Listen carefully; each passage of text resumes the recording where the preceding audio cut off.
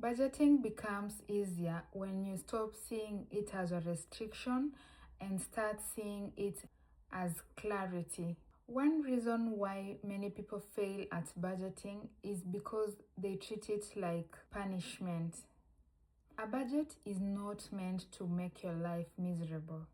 It is meant to help you to control your money instead of wondering where it went to at the end of the month.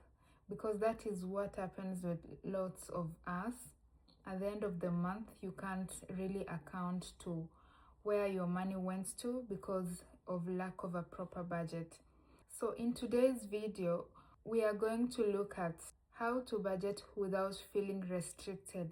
So welcome to Build Your Wealth, where we normalize talking about money, talking about investments, especially for beginners and those who are willing to learn how to go about. If you're new here, please hit the subscribe button so that you don't miss any video. And if you're a returning subscriber, asante sana. Welcome, and let's dive into it. One of the mistakes that most people do is creating unrealistic budgets. And this includes doing things like cutting down everything enjoyable, which makes your budget look so boring, and it's something that you know that you won't really work with it throughout the month because you cannot live a boring life for the sake of a budget.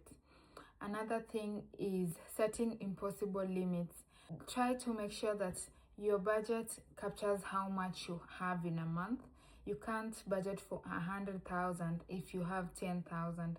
That will make it impossible and you won't be able to stick to that budget in any case.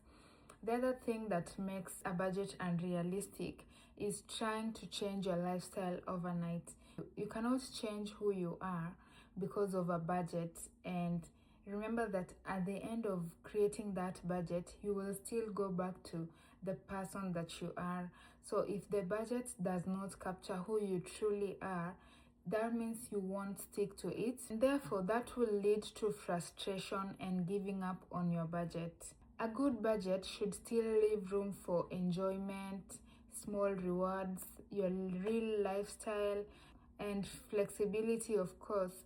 It shouldn't feel so restrictive that you can't do one more thing because of the budget that you have created. Remember that the goal is balance but not suffering. Start by separating your money into maybe 3 groups, into needs, wants, and savings and investments. I did a video two months ago talking about 50-30-20 budgeting rule, and this will be so helpful if you go and look into that video, because it will help you during your budgeting. You know that 50% of your income will go to your needs. And what are the needs? We expounded in that video. And then 20% will go to your wants. We also talked about what type of expenditure is included in the wants, and the remaining 20 goes to your savings and investments. And we also broke down what is included in your savings and investments, which I feel like that budgeting rule is so important because it gives every amount that you have a purpose. And even if your income is small, consistency matters more than perfection. And also, budgeting is not saying I can't spend money. Instead, it is saying that I am choosing where my money goes intentionally. It is not about restricting yourself to spend your money, but being intentional on where you spend it. Because when your money has direction, your future starts becoming more stable.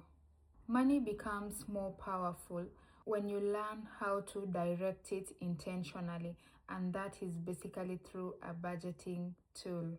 If you enjoy practical finance content made simple, subscribe to Build Your Wealth Hub and join the journey towards smarter money habits and long-term wealth. Bye, and see you on the next one.